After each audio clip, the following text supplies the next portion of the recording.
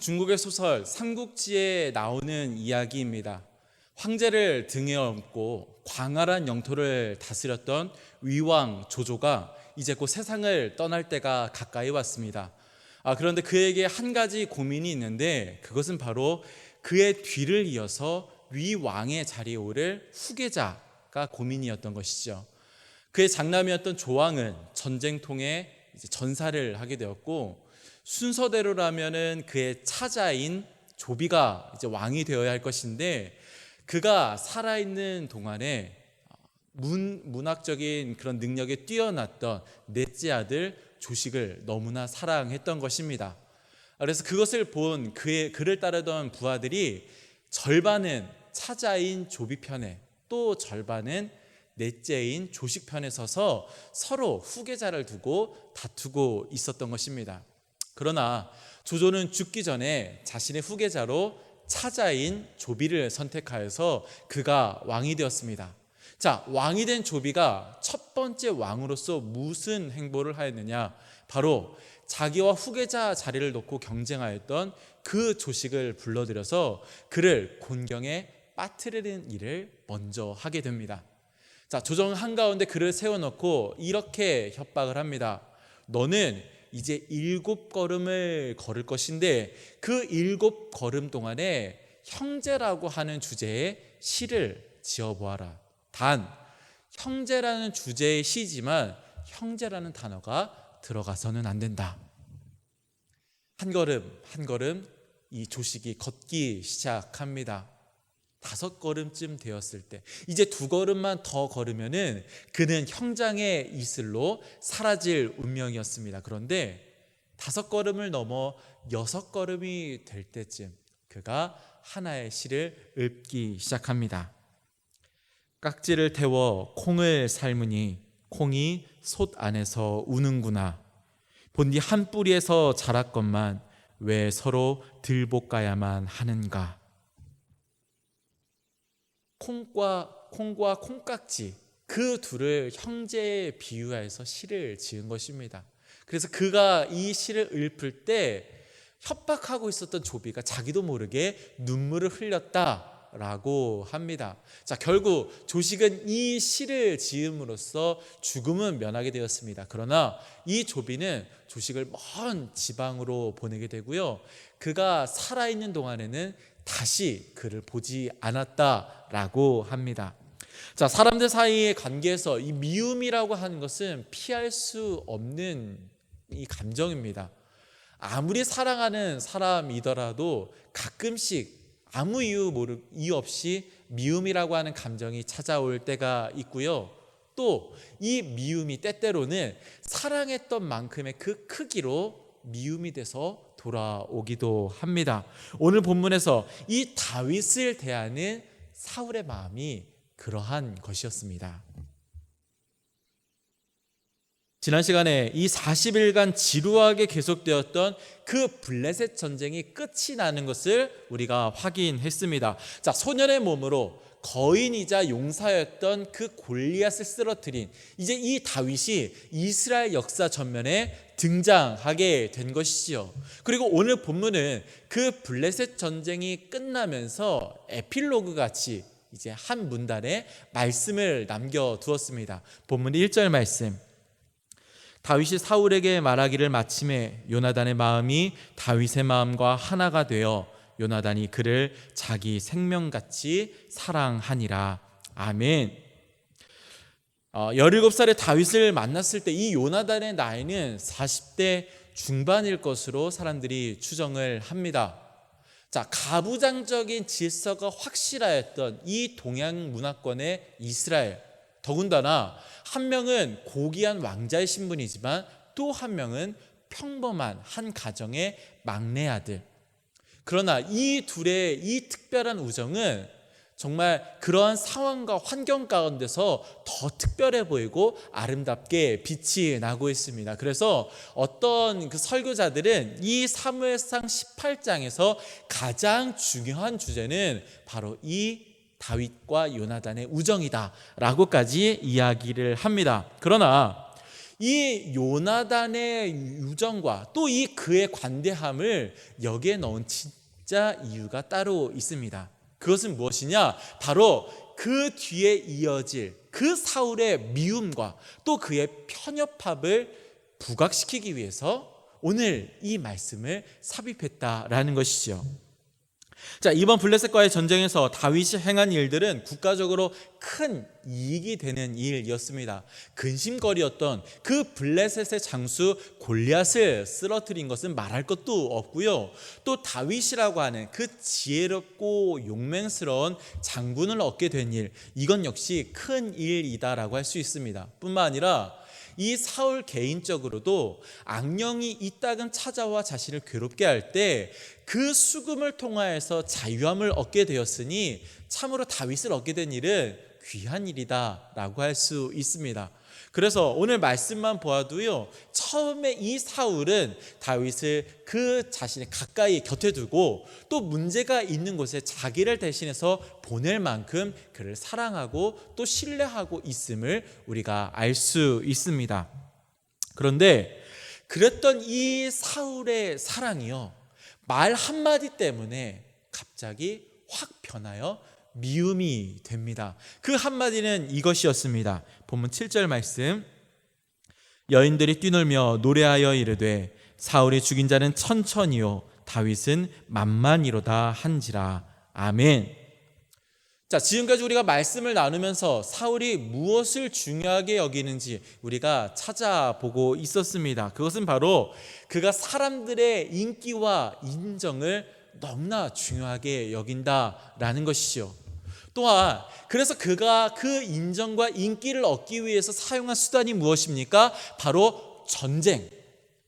그래서 그가 왕으로 있는 30여 년 동안에 그는 끊임없이 전쟁을 해서 사람들의 인정과 인기를 모으는데 혈안이 되어 있었습니다. 그런데 오늘 이 여인들의 노래에 따르자면은 30년 동안 그가 전쟁을 벌여서 얻은 그 인정이라는 것이 천천인데 이제 막 역사의 전면에 등장한 다윗은 만만이다 라고 이야기를 합니다. 단순한 인간적인 시기심을 넘어서요, 내가 왕이 된 그 기반은 천천인데 다윗은 만만이라고 한다. 자신의 자리가 위협받고 있다라고 생각하게 되는 것입니다. 그러자 처음 다윗에게 사랑과 신뢰를 베풀었던 그 사울의 마음이 변화하기 시작하는데 그가 베풀었던 사랑만큼 그 크기만큼 미움이 찾아오게 되었고요, 그 신뢰만큼 두려움을 안게 된 것입니다. 그래서 악령이 또 임하였던 어느 날 그는 다윗을 죽이기 위해서 창을 2번이나 던지게 되었고 또한 그 딸과의 결혼이라고 하는 명목을 잡아서 그를 사지로 몰아넣는 일을 2번이나 행하는 것이 바로 사울의 행패라는 것입니다. 여러분, 사람 마음이 이 조석간에 변하는 것, 그것은 일기와 같고 또한 사람의 마음은 바람과 같아서 한 곳에 머무르지 못한다. 너무나 잘 아는 이야기입니다. 그러나 그토록 늘 곁에 두고 싶어 할 만큼 사랑했던 그 마음이 이제는 그를 죽이려고 창을 던지는 미움이 되었다라는 것, 또한 문제가 있는 곳에 자기를 대신하여 보낼 만큼 신뢰했던 그 마음이 이제는 죽음의 자리를 2번이나 보낼 만큼 그를 두려워하게 되었다라는 것, 이것은 단순히 심리적인 이유라고만 우리가 이해할 수가 없습니다. 도대체 무엇이 그의 마음을 이렇게 미움과 두려움의 마음으로 변화시켰을까요? 그런데 오늘 성경에 보니까요, 그 이유에 대해서 이렇게 이야기하고 있습니다. 본문 12절 말씀, 여호와께서 사울을 떠나 다윗과 함께 계심으로 사울이 그를 두려워한지라. 사울은 깨닫지 못했지만 그의 마음이 사랑에서 미움으로 바뀐 이유는 바로 이것이었습니다. 여호와께서 사울을 떠나. 그래, 그 뒤에 보면은 더욱 두려워하게 되니라. 여러분, 처음 사울이 역사의 전면에 등장했을 때 생각해 보십시오. 그는 굉장히 너그럽고 관대한 사람이었습니다. 제비뽑기를 통하여서 왕으로 선출되었을 때 그를 반대하였던 사람들은 조소하며 그를 비웃었습니다. 그러나 그것 가운데 그는 침묵했습니다. 그리고 직후에 벌어진 그 암몬과의 전쟁에서 승리를 거두자 그를 따르던 백성들이 당신을 반대하던 사람들 우리가 처벌하겠습니다. 막 이렇게 흥분할 때 오히려 그들을 두둔했던 것이 바로 사울이었습니다. 그만큼 그는 너그러운 사람이었고 관대한 사람이었고 그런 너그러움과 간담 가운데는 여유가 있었다라는 것이죠. 여러분, 이 여유는 어디에서 오는 것이었습니까? 바로 여호와의 영이 그에게 임함에. 하나님이 함께 하시자 그렇게 자신을 반대하고 미워하는 사람들 가운데서도 너그러움, 그 덕을 베풀 수 있을 만큼 그는 여유로울 수 있었습니다. 그러나 오늘 여호와께서 그를 떠나가게 되자 그 마음에 있었던 여유로움도 사라지게 되었고요. 이제는 자신의 자리를 지키기에 혈안이 된 그 두려움에 사로잡힌 사람이 되었다라는 것입니다. 그래서 그는 이제는 오히려 자기가 그렇게 사랑했던 사람을 미워하고 신뢰했던 사람을 두려워할 만큼 그 마음의 요동함 가운데 사로잡힌 사람이 되게 되고요. 나중에 가서는 자기가 그렇게 신뢰했던 아들마저 죽이려고 창을 던지는 그러한 결론을 맺게 되는 인생이 된다라는 것입니다. 그러므로 오늘 사울의 이 미움을 보면서 우리가 깨달아야 할 사실은 바로 이것입니다. 자, 스크린을 보고 함께 읽겠습니다. 시작. 하나님이 떠난 마음에는 두려움이 찾아오고 그 두려움은 사랑의 관계를 미움으로 변질시킨다. 미국의 한 마케팅 회사가 재미있는 연구 결과를 하나 발표했습니다.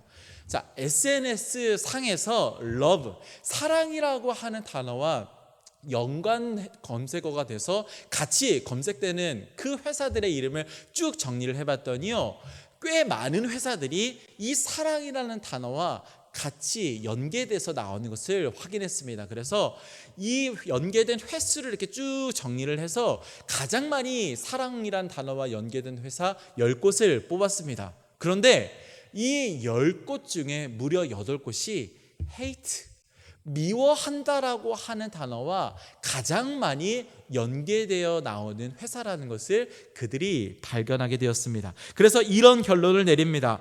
사람들에게 가장 사랑을 많이 받는 회사는 동시에 가장 많은 미움을 받는 회사구나 라고 말입니다. 저는 이 결과가 사랑과 미움을 반복하는 우리 마음의 연약함을 드러내는 것이 아닐까라고 생각해 보았습니다. 여러분, 그렇습니다. 우리는 사랑하는 중에도 미움이라고 하는 단어, 그 마음을 경험하게 되고 정말 신뢰하는 사람임에도 불구하고 이유를 알 수 없는 막연한 두려움을 경험하게 됩니다. 이것이 우리들이 가지고 있는 현실이고 연약함이다라는 것이죠.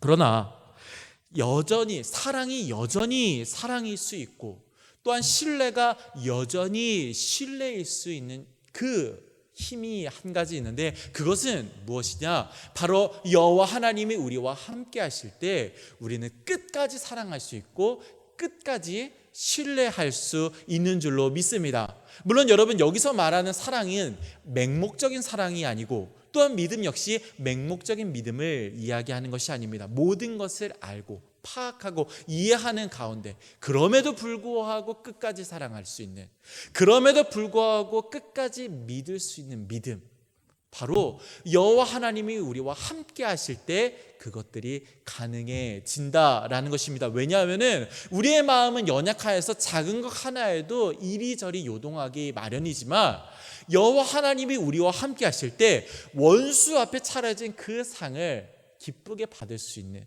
그런 여유로움과 넉넉함을 얻을 수 있기 때문이라는 것이죠. 여러분, 오늘 여러분들을 두렵게 하는, 그래서 여러분들이 정말 사랑했던 만큼 미워하게 된 사람이 혹시 있으십니까? 여러분, 그 사람이 누구든지 정말 그 마음이 왜 그렇게 변하게 되는지를 살펴보면서 혹시 하나님이 나와 함께 하심을 경험하지 못하는 그 두려움으로 말미암은 것은 아닐지 우리의 마음을 한 번 더 점검해 볼 수 있기를 원합니다. 그래서 정말 그러한 미움이, 그런 두려움과 그런 불안감이 정말 주님 나와 함께 하심으로 말미암아 해소되고 그 여유로움과 넉넉함 가지고 너그러움과 간대함으로 나타나게 되기를 주님의 이름으로 간절히 축원합니다. 우리 시간 함께 찬양하시면서 주님 나와 함께 하실 때 누리는 그 여유, 그 너그러움, 그 관대함, 우리는 복된 인생 되도록 주님 도와 주시옵소서. 우리 이렇게 고백하겠습니다.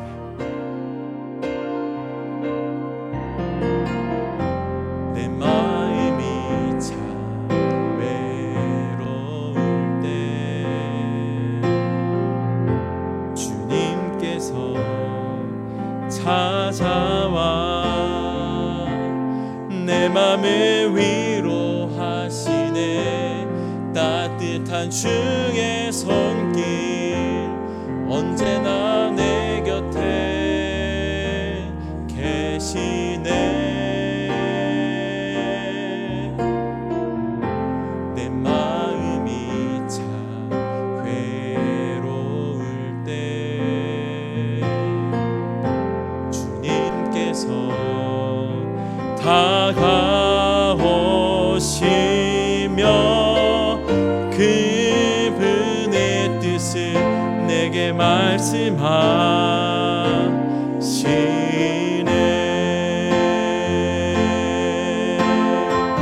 바랄 수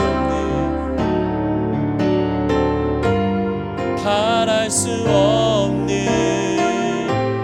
상황에서도 소망을 주시는 나의 하나님. 비록 내 앞길 캄캄하여도 믿음으로써 가게 하시네.